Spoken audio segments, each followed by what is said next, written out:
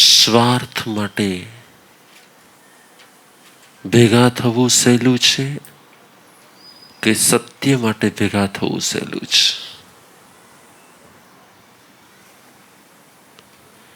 જ્યાં કંઈક સ્વાર્થ હોય, જ્યાં કંઈક પોતાના સુખની વાત હોય, જ્યાં કંઈક પોતાના લાભની વાત હોય, ત્યાં ભેગા થવું સહેલું છે કે સત્યની વાત હોય ત્યાં ભેગા થવું સહેલું છે? જગત જ્યાં પણ ભેગું થાય છે વિશાળ સંખ્યામાં, તે સત્ય માટે ભેગું થાય છે કે સ્વાર્થ માટે ભેગું થાય છે? મારું સુખ, મને શું મળશે, મારા માટે શું છે, મારું શું થશે? એક ટેમ્પરરી લાઈફ, એક થોડા વર્ષની લાઈફ, અને થોડા વર્ષની લાઈફમાં પણ દરેક વ્યક્તિ છેલ્લે એક જ વસ્તુ વિચાર કરશે, મારું શું, મને શું, મને શું મળશે, મારા માટે શું છે? દરેક વ્યક્તિના અંદરમાં કોઈ પણ ફિલ્ડમાં હોય, ચાહે તે સમાજમાં હોય, ચાહે સંઘમાં હોય, ચાહે પરિવારમાં હોય, ચાહે કોઈ બે ચાર જણા ભેગા થયેલા હોય, દરેક જગ્યાએ પહેલો વિચાર શું હોય? શાનો વિચાર હોય? અને સ્વાર્થ હંમેશા ટેમ્પરરી સુખનો જ હોય છે. જો પરમાનન્ટ સુખનો સ્વાર્થ જાગી જાય ને, જો પરમાનન્ટ સુખનો સ્વાર્થ જાગી જાય ને તો વ્યક્તિનું કલ્યાણ થઈ જાય. પરંતુ એ ટેમ્પરરી સુખનો સ્વાર્થ જાગે, ટેમ્પરરી તે કોઈ વ્યક્તિને પોતાના બનાવવાનું મન થાય અને બસ એમાંથી ધીરે ધીરે યાત્રા શરૂ થઈ જતી હોય છે. જે કંઈ પણ બન્યું કે જે કંઈ બની રહ્યું છે એ બતાડે છે, જે કંઈ બન્યું કે જે કંઈ બની રહ્યું છે બતાડે છે મારો સ્વાર્થ ક્યાંક જોખમાઈ રહ્યો છે, મારો સ્વાર્થ એ ક્યાંક જોખમાઈ રહ્યો છે. અને મારો સ્વાર્થ જો જોખમાતો હોય તો હું બીજાના પણ સુખ દુઃખની પરવા કર્યા વગર મને મારું સુખ જોઈએ જ છે એ વાત કર્યા વગર ચાલ હોય જ. સમાજ છે, સમાજમાં આ બે વસ્તુ હોય છે. મારી પાસે એક દીકરી આવેલી હતી અને નાનકડી ઢીંગલીને લઈને આવેલી હતી, એ નાનકડી ડોલને લઈને આવેલી હતી અને એ આખો દિવસ એ ડોલની સાથે રમી રહી હતી. અને જ્યારે એને રમાડતી હતી ને એમાં મસ્ત હતી. એને જોઈને મને વિચાર આવતો તો, પ્રભુ અનંત કાળથી મેં પણ આ જ કર્યું છે, અનંત કાળથી આપણા આત્માએ પણ આ જ કર્યું છે. જેમાં સુખ નથી એમાં સુખની કલ્પના કરી છે, જેમાં સુખ નથી એમાં સુખની કલ્પના કરી છે. અને એ જ સુખની કલ્પના કરીને પોતાના માનેલા સુખમાં એ મસ્ત હોય છે. પોતાના માનેલા સુખમાં એ શું હોય છે? મસ્ત હોય છે. ચાલો, પોતાના માનેલા સુખમાં કોઈ મસ્ત તો વાંધો નથી, પરંતુ એ સુખ મેળવવા માટે બીજાને દુઃખ થાય તો ભલે દુઃખ થાય, મને એની પરવા નથી, મને મારું સુખ મળવું જ જોઈએ. જ્યારે આ સ્થિતિ આવી જાય ને, ત્યારે પોતાનું સુખ એ પોતાનો સ્વાર્થ બની જાય છે. અને પોતાનું સુખ જ્યારે પોતાનો સ્વાર્થ બને ને ત્યારે જગતમાં કોને દુઃખ મળશે ને એની ક્યારેય કોઈ પરવા કરતું જ નથી હોતું. આપણી વાત ચાલે છે. શું વાત ચાલે છે? જેવા આપણા ભાવ હોય છે, જેવા આપણા ભાવ હોય છે, એના અનુસાર શું થાય છે? આત્મા કંપિત થાય છે, સ્પંદિત થાય છે, વાઇબ્રેટ થાય છે. અને આત્મા જ્યારે વાઇબ્રેટ થાય ત્યારે આત્મામાંથી જે વેવ્સ નીકળે એને વાઇબ્રેશન્સ કહેવાય છે. આત્મામાંથી જે વેવ્સ નીકળે છે, કંપન નીકળે, એ કંપન શું કરે છે? તો કે એ કંપન મેગ્નેટિક હોય છે. અને મેગ્નેટિક કંપન શું કરે છે? એટ્રેક્ટ કરે છે. કોને એટ્રેક્ટ કરે છે? કર્મોને એટ્રેક્ટ કરે છે. અને એટ્રેક્ટ થયેલા કર્મો આત્માની સાથે જોડાય એને કર્મોનો બંધ કહેવાય છે. એટલે આપણો કર્મ સાથેનો સંબંધ થયો છે એનું મૂળભૂત કારણ શું છે? કે આત્મામાં શું થાય છે? ભાવ થાય છે. પ્રસન્નચંદ્ર રાજર્ષિ, એક રાજામાંથી એનામાં વૈરાગ્ય આવે. વૈરાગ્ય આવ્યા પછી તે પ્રભુ મહાવીરની પાસે દીક્ષા લે. પ્રભુ મહાવીરની પાસે દીક્ષા લીધા પછી સમૂહ શરણની આસપાસમાં ક્યાંય પણ ધ્યાનમાં ઊભા હોય અને એ જ સમયે ધ્યાનમાં ઊભેલા તે મુનિ, ક્યાં મુનિ? પ્રસન્નચંદ્ર રાજર્ષિ, રાજઋષિ, રાજા બન્યા પછી ઋષિ બન્યા છે એવા રાજર્ષિ. અને એ રાજર્ષિ ધ્યાનમાં ઊભેલા છે. અને ધ્યાન કરતી વખતે કોણ પસાર થાય છે ત્યાંથી? કેટલાય લોકો પસાર થાય છે. એમાં એ પ્રસન્નચંદ્રને ઓળખવા વાળા પણ પસાર થઈ રહ્યા છે. અને ઓળખવા વાળા કે છે, અરે આ અહીંયા ઊભો છે, આ ક્યાં ઊભો છે? આ તો અહીંયા ઊભો છે, ધ્યાન ધરી રહ્યો છે. અને એનો જ નાનકડો દીકરો આજે રાજગાદી પર બેઠેલો છે. આને એના દીકરાની કાંઈ પરવા નથી. એના દીકરા ઉપર આસપાસના રાજા આવીને હુમલો કરી અને એના દીકરાને મારીને રાજગાદી પચાવી જવાના છે. બોલતા બોલતા, વાત કરતા કરતા એ તો નીકળી ગયા. પરંતુ ધ્યાનમાંથી બેધ્યાન થઈને કોણે સાંભળી લીધું? હવે તો મુનિ છે, પોતે મુનિ છે, પોતે સંત છે, પોતે સાધુ છે.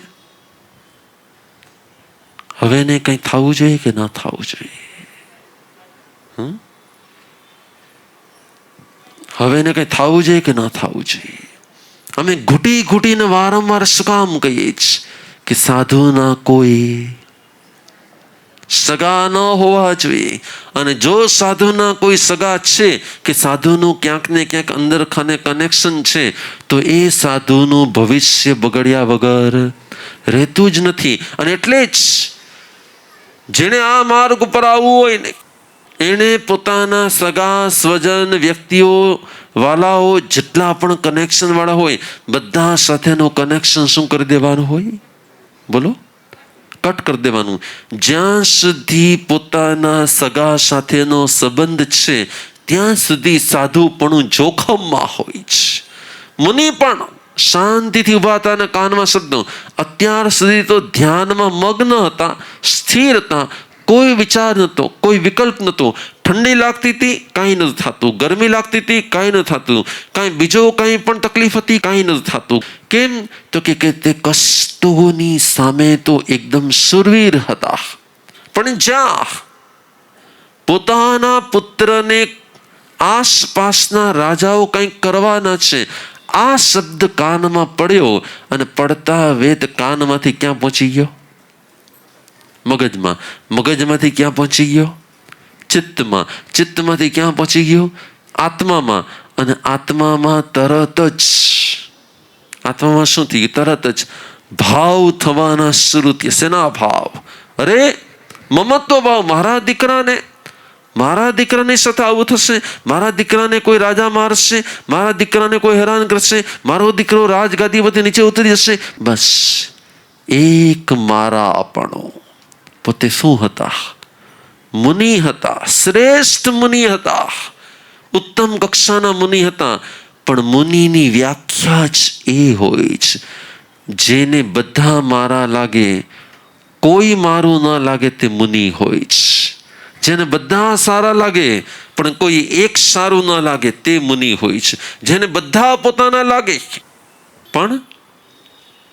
પણ કોઈ એક પોતાનું ન લાગે તે મુનિ હોય છે. મુનિને જો કોઈ એક વ્યક્તિ પ્રત્યે રાગ થાય, કોઈ એક વ્યક્તિ પ્રત્યે મમત્વ થાય, કોઈ એક વ્યક્તિ પ્રત્યે લાગણી થાય, એ દિવસથી મુનિપણું શું થઈ જાય? અહીંયા પણ શું થયું? તમારી માટે એવા કેટલા પાત્રો હશે? આ મારો દીકરો છે, કે આ મારી દીકરી છે, કે આ મારા પિતા છે, કે આ મારી બેન છે. ભગવાન કે છે જ્યાં મમત્વ જાગે છે ને, જ્યાં મમત્વ જાગે છે ને, ત્યાં જ વ્યક્તિના અંદરમાંથી અહમ, દ્વેષ, ક્રોધ, રાગ, ઈર્ષા બધું એમાંથી સ્ટાર્ટ થાય છે. કોઈક મારું છે એટલે મારું સારું હોવું જોઈએ, મારા માટે બધું સારું થવું જોઈએ, મારાની માટે બધા એકદમ પ્રોપર રહેવું જોઈએ, મારી સાથે બધા એકદમ વ્યવસ્થિત રહેવું છે. બધા જ વિચાર સ્ટાર્ટ થાય, અને જેવા વિચાર સ્ટાર્ટ થાય ને એટલે તરત રિએક્શન આવ્યા વગર રહે જ નહીં. અને જેવું રિએક્શન આવે, ધ્યાનમાં ઉભા એને એમ થયું કે લાવ હું પહોંચી જાઉં, કોને બચાવું?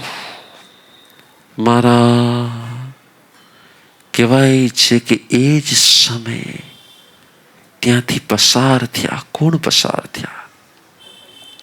એ જ સમયે મહારાજ શ્રેણીક ત્યાંથી પસાર થયા. ધ્યાન મુદ્રામાં ઉભેલા મસ્ત મુનિને જોઈને પગે લાગ્યા, અને તરત જ અંદરમાંથી અહોભાવ પ્રગટ થયો કે વાહ, કેવા સુંદર મુનિ છે, કેવી સાધના કરી રહ્યા છે, કેવી આરાધના કરી રહ્યા છે. સીધા ભગવાન પાસે જઈને ભગવાનને વંદના કરે છે, અને ભગવાનને વંદના કરીને કે ભગવાન, મેં એવા શ્રેષ્ઠ સાધુના હમણાં દર્શન કર્યા, જે ધ્યાનમાં એકદમ મસ્ત હતા, એકદમ મગ્ન હતા, એના ચહેરા પર એકદમ પ્રસન્નતા હતી, આનંદ હતો, એ એકદમ ધ્યાનમાં લીન હતા. કોણ આવે છે, કોણ જાય છે એને કંઈ ખબર નહોતી. ભગવાન, આવા શ્રેષ્ઠ મુનિનું ભવિષ્ય શું હોય? જો આવા મુનિ અહીંયાથી કાલધર્મ પામે તો ક્યાં જાય? પ્રસન્નચંદ્ર રાજર્ષિની વિદાય થાય તો એ ક્યાં જાય? ભગવાન કે છે અત્યારે જો તે કાલધર્મ પામે તો, ભગવાન કે જો અત્યારે મૃત્યુ પામે તો તે સાધુ, તે ધ્યાનમાં ઉભેલો સાધુ ધ્યાનમાંથી સીધો 7મી નરકમાં જાય. શ્રેણીક અવાચક થઈ ગયા. આ શું કે ભંતે, હું તો મુનિની વાત કરું છું, જે સમોસણની બહારમાં ઉભેલા છે તે મુનિની વાત કરું છું. તે પંચ મહાવ્રતધારી છે, તે એકદમ ધ્યાનમાં મસ્ત છે, તે એકદમ સાધનામાં મસ્ત છે. પ્રભુએ કહ્યું તેનું બહારનું ખોળિયું મુનિ બનીને ઉભેલું જ ધ્યાનમાં છે, પણ એનો અંતરાત્મા અત્યારે યુદ્ધના મેદાનમાં છે. પ્રભુ કંઈ સમજાણું નહીં. ત્યારે ભગવાન કે છે કે તે પોતાના દીકરાના વિચારોને કારણે વિચારોથી રાજ્યમાં પહોંચી ગયા છે, અને રાજ્યમાં પહોંચીને તેના હાથમાં તલવાર આવી ગઈ છે, અને તે યુદ્ધના મેદાનમાં શત્રુ રાજાઓને મારવા માટે તલવાર ઉપાડી રહ્યા છે. એ મનથી તલવાર ઉપાડી રહ્યા છે, અને તનથી ધ્યાનમાં ઉભેલા છે. એનું તન મુનિપણામાં જ, પણ એનું મન તો રાજા પાઠમાં રહેલું છે. એ અત્યારે યુદ્ધના મેદાનમાં યુદ્ધ કરી રહ્યા છે. થોડીક જ વાર થઈ, ફરી પાછું શ્રેણીકે પૂછ્યું, પ્રભુ હવે શું થયું તું? કહેવાય છે કે પ્રસન્નચંદ્ર મનથી પહોંચી ગયા હતા, ભાવથી પહોંચી ગયા હતા. ભાવોમાં કંપન થઈ રહ્યું હતું, અને જેવું ભાવોમાં ક્રોધનું કંપન થયું, એટલે એ સમયે જે કર્મબંધન થઈ રહ્યા હતા એ ક્યાંના થઈ રહ્યા હતા? 7મી નરકમાં જઈ શકે તેવા થઈ રહ્યા હતા. મેં તમને પહેલા જ કીધું, તમારી અંદરમાં જેવા ભાવ ઉઠે ને એના અનુસાર તમારો આત્મા વાઇબ્રેટ થાય. જેવો આત્મા વાઇબ્રેટ થાય એટલે અંદરમાંથી કંપનો બહાર નીકળે, અને એ કંપનો મેગ્નેટિક હોય. જે મેગ્નેટ મેટલને ખેંચે એમ તમારા કંપનો પણ ખેંચે. કોને ખેંચે છે? કર્મોને ખેંચે. અને કર્મો આત્મા સાથે શું થઈ જતા હોય છે? જોડાઈ જતા હોય છે. પ્રભુ અત્યારે જીવ મૃત્યુ પામે તો ક્યાં જાય? પ્રભુ કે છઠ્ઠી નરકે. થોડીક વાર પછી ફરી પાછું પૂછ્યું, પ્રભુ અત્યારે? તો કે અત્યારે તે પેલી નરકે. પ્રભુ અત્યારે? નહીં, પેલા દેવલોકમાં. પ્રભુ અત્યારે? તો કે નહીં, 5મા દેવલોકમાં. કેમ? તો કે જેમ જેમ ઓલા મુનિ યુદ્ધના મેદાનમાં લડતા હતા, અચાનક એને એમ થયું કે મારો મુગટ બરોબર છે કે નહીં. અને એ જોવા માટે અચાનક એનો હાથ ગયો ક્યાં? બોલો. જ્યાં મસ્તક ઉપર હાથ ગયો. મસ્તક તો કેવું હતું? મુગટ વાળું હતું કે મુંડિત હતું?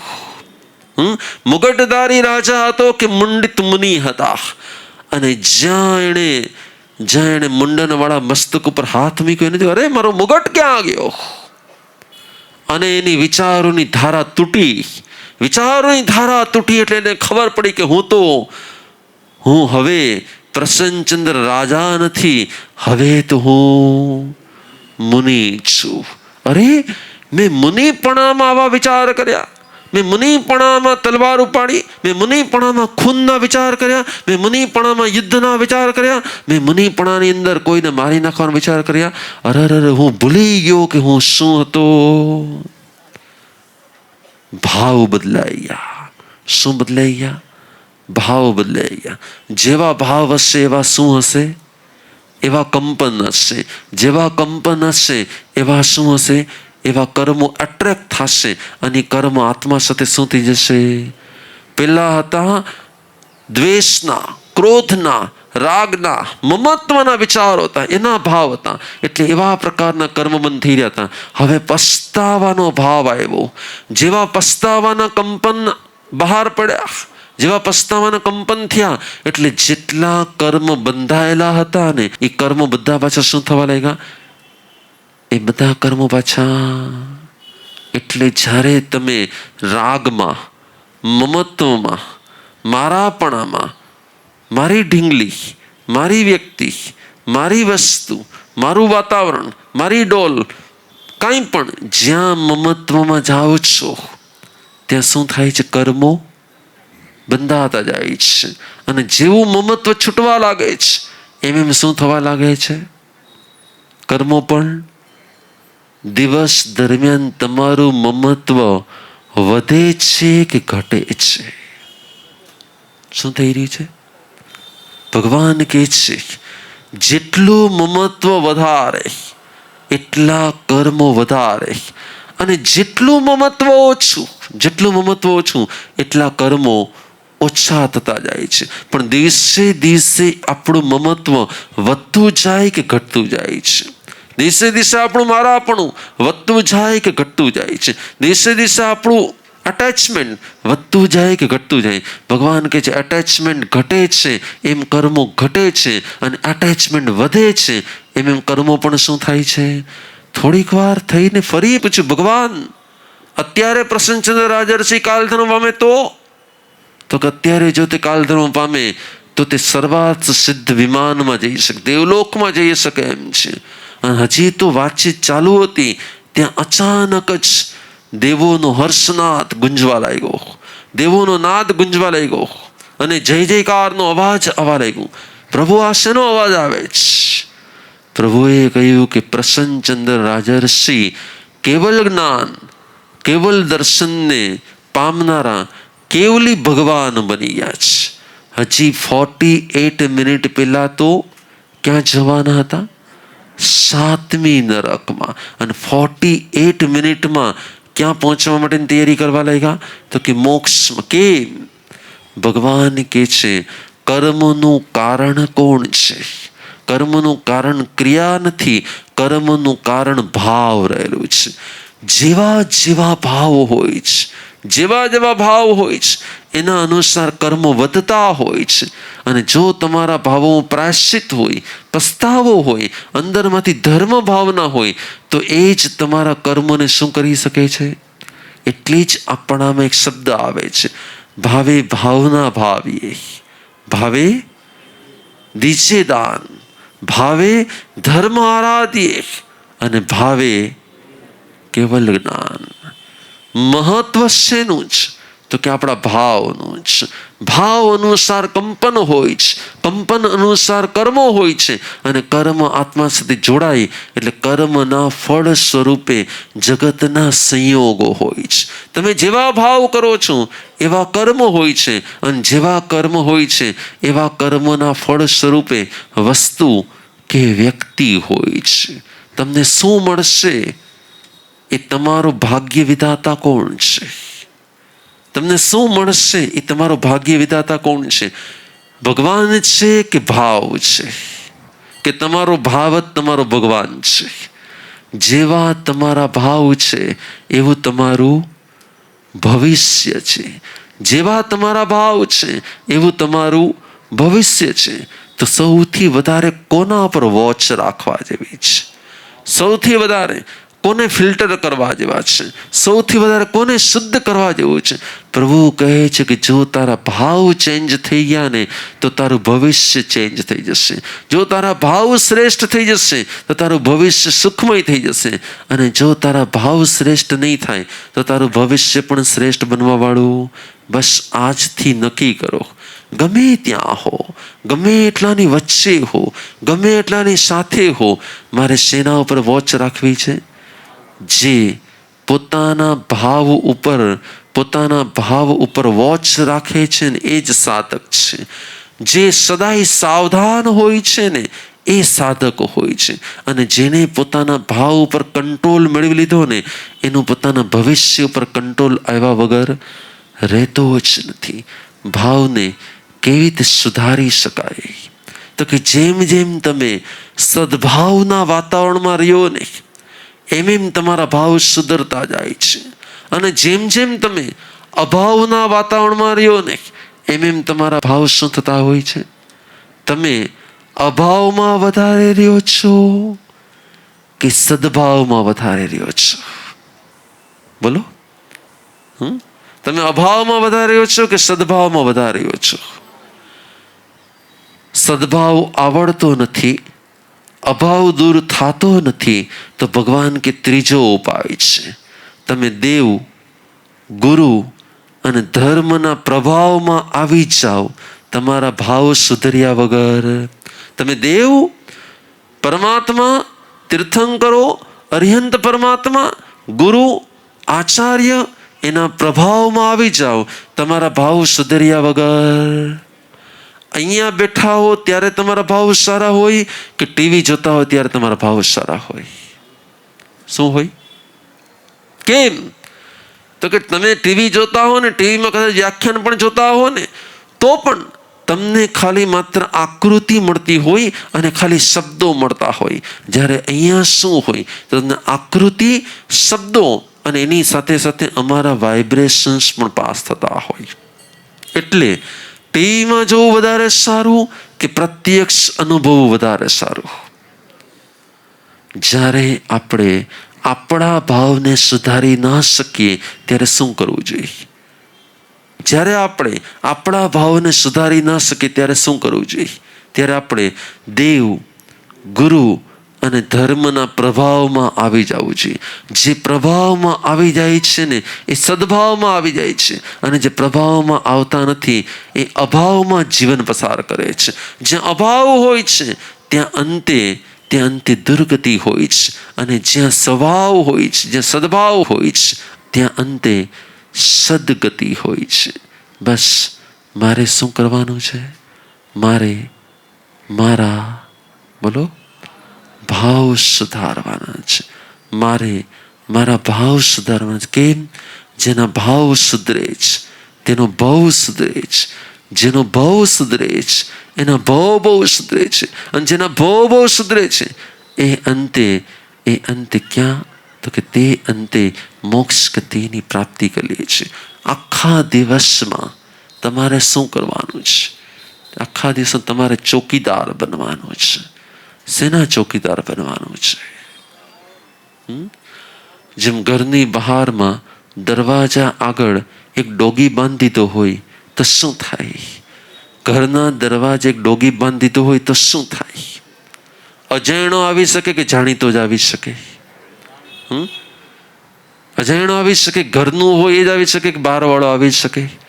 તમારા ઘરના દરવાજે એક ડોગી બાંધી દો, પછી ઘરમાં એ જ આવી શકશે જે સારો હશે, જે ઘરનો માણસ હશે, તમારો પોતાનો હશે, જ આવી શકશે, બાકી કોઈ આવી જ નહીં શકે. એમ તમારા મન ઉપર પણ એક ડોગી બાંધી દો. એમ તમારા મન ઉપર પણ એક ડોગી બાંધી દો. કયો ડોગી? હલો, તમારા મનમાં કોઈ ડોગી છે ને? ઘણી વાર બસતો હોય છે, પણ એ સ્વાર્થ માટે બસતો હોય છે કે જાગૃતિ માટે બસતો હોય છે?